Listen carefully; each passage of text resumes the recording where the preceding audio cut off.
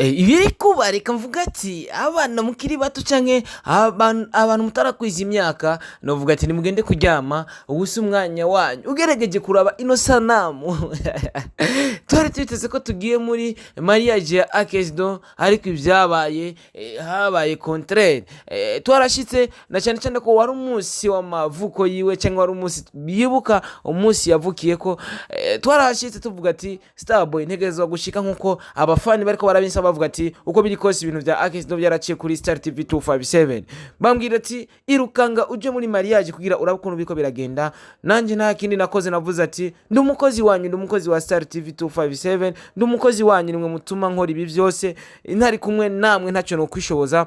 Ndirukanga ndafata ka déplacement ndasimbira muri mariage, ariko maze kugira mariage raba ivyo nashikiyemo bakonzi ba Star TV nasanze bamuteguriye itungurwa canke surprise, anniversary surprise, ndetse yiteguriwe n'inshuti n'abagenzi. Ugerageje kuraba ayo image ndiko ndakwereka urabona ko byari ibintu biryoshye na cyane cyane byateguriwe surprise, aza korerwa surprise atavyiteze. Mbega Neri bigiye kugenda gute, mbega Cynthia bigiye kugenda gute, na cyane cyane ugerageje kuraba ku video hari uwundi mwigeme twabonye Akesdo ariko aratamikiki, ariko aratamika keke. Reka tuvuga ati wait and see bigiye kugenda gute, Neri na Cynthia bigiye kugenda gute, na cyane cyane yuko hari ikindi kiganiro twakoranye na Akesdo atubwira yuko mariage ntago yasivye ahubwo nyungururijwe ikindi gihe, na cyane cyane ko byo byamenyeshejwe n'abandi bantu bari bitezwe muri iyo mariage. Uko biri kose ka tuvuga ati wait and see, twari tuzi ko mariage itegerezwa kuba itariki 28 z'uku kwezi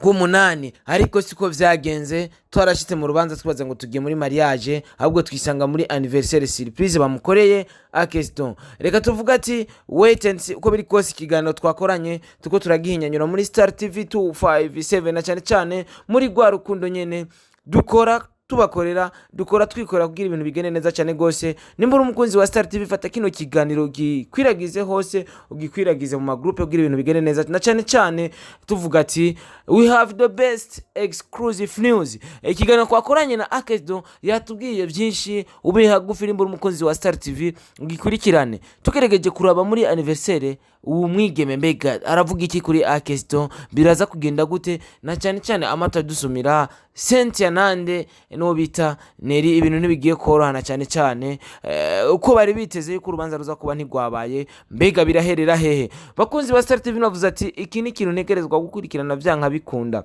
na cyane cyane amata asumira turaja mu rubanza uzoheza gira mariage ya Akesi ngo yamaze kuboneka.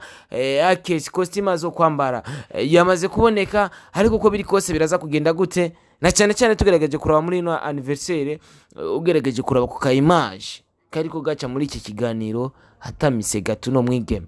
Novuga yuko ni ibintu bidasanzwe na gato. Novuga ati tubwiye gukurikiranira hagufi. Bakunzi ba Star TV ndabakunda cyane gose, ntacyo nofungura nisangize negezwa gusangira namwe kugira ibintu bigende neza cyane gose. Imana ibamezagirire aho muri hose, mbandanye kubona ikiganza cy'Imana. Yari Mr Home kuri miko za Star TV 257. Wewe umaze kora subscribe, Imana iguhezagire, na cyane cyane ubandanye guhezagirwa nawe utarayikora ugerageze uyikore hakiri kare kugira ibintu bibandanye kuryoha cyane. Imana ibamezagirire.